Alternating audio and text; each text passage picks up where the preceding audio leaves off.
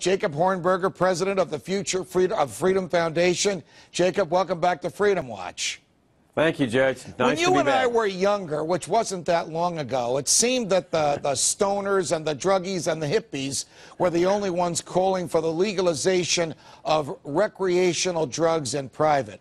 But now it seems to be coming from all across the board. Libertarians like you and me, even some conservatives fed up with the cost of law enforcement, and certainly folks on the other side of the aisle as well. What has happened? What's different now? What, if anything, have people recognized about the right to use, or what should be the right to use, recreational drugs?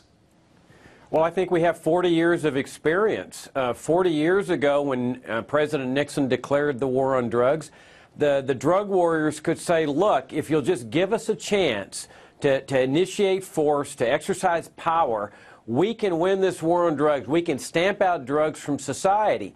Now, 40 years later, they're still saying the same things, but people can look back and say, this is ridiculous. Not only have you not accomplished your goal, you have made things significantly worse for the people of America and the people of the world, with the violence, the collateral damage, all the money that's being spent. So reality has mugged people in the face.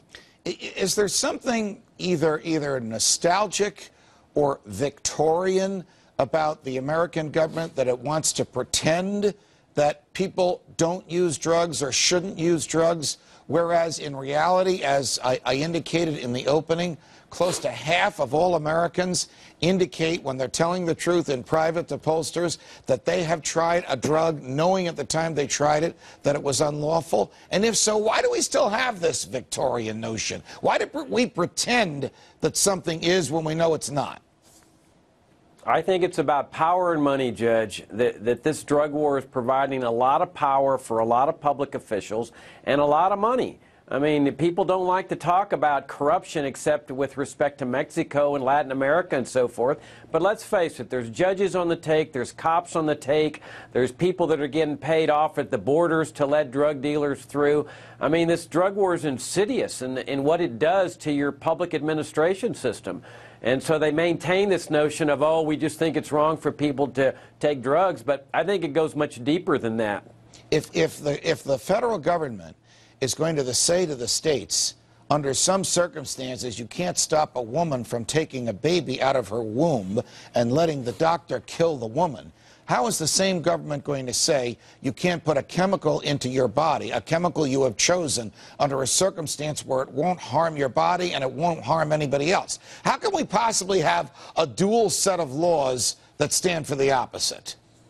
I think you hit the nail on the head. I mean, this is the moral case for freedom. How can you truly claim to be living in a free country when your own government can jail you for ingesting something that it doesn't approve of in the privacy of your own home?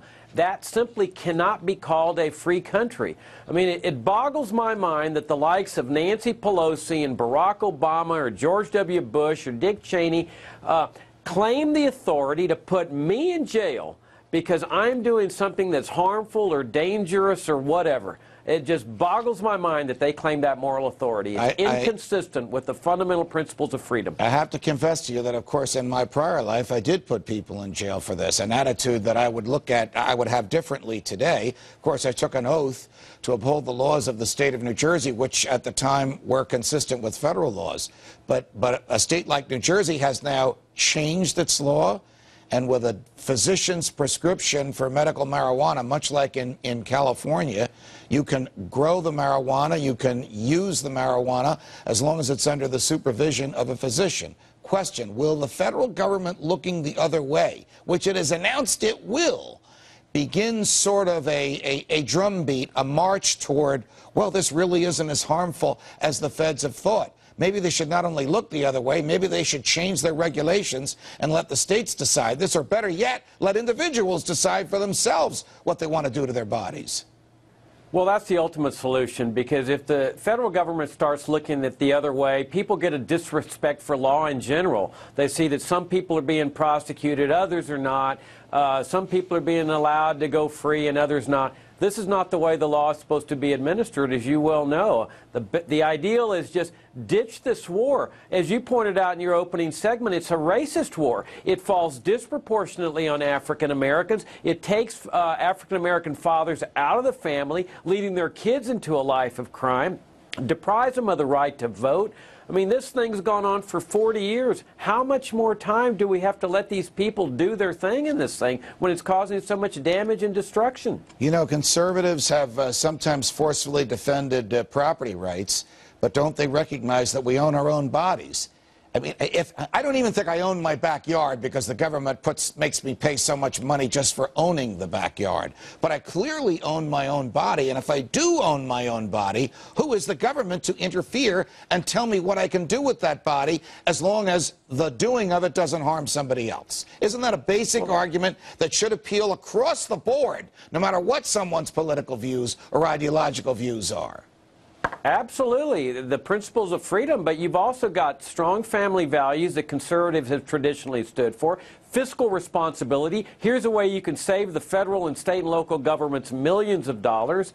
I mean, these are the values that conservatives hold dear. Low crime rates. You could eliminate all the drug cartels, all the drug gangs, the burglaries, the robberies that people go through to pay the exorbitant black market prices for these drugs. All that evaporates immediately on drug legalization. These are the values that conservatives have always stood for. Jacob Hornberger, it's always a pleasure. Thanks for joining us on Freedom Watch. Thank you, Judge. Well, there could be tough times ahead for BC's real cash crop, marijuana. Come this fall, Californians will be voting on an initiative to legalize the recreational use of pot in that state. And if the initiative passes, it could have a huge impact on the social and legal landscape of the entire continent. Mark Emery, once described as BC's Prince of Pot, is concerned these days. One, he's still awaiting a decision by the Canadian federal government on whether it will extradite him to the States to face marijuana-related charges. The minister has to make a decision by Monday. But an even bigger concern is what he believes will happen to one of BC's biggest exports if California goes ahead and legalizes the use of marijuana. Well, in California, they have a ballot initiative that will allow people in their homes or their backyards to grow 25 square feet of marijuana every year, every season. And so that's going to flood California with 40 million citizens with unbelievable quantities of marijuana. It's going to cause the price to plummet, and the effect it will have on Canada is dramatic. California was the first state to legalize the use of medicinal marijuana in 1996. Now 13 other states allow it, as does Canada. And the state has a very large and increasingly dangerous illegal grow-op industry where Mexican drug farmers have known to shoot at investigating officers. This is their home. They know it. They have their escape routes. They know which direction they're going to flee.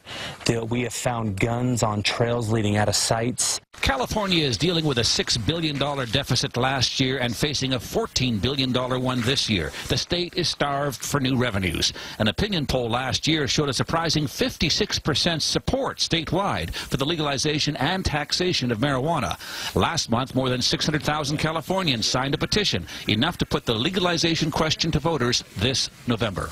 In a legal environment, within a year, marijuana will plummet to $10 an ounce, even with $50 an ounce tax, as they're proposing in California. It would still mean that marijuana will begin to be smuggled into Canada from California almost immediately and wiping out our local market. So it's possible legalization in California could do to us here what the police have been unable to do for 30 years. A lot of marijuana that's grown personally here in Canada is for markets outside of California. So I don't think that the market here in British Columbia is necessarily going to just dry up. I think that the underground market, black market trade in marijuana is just going to go to other states.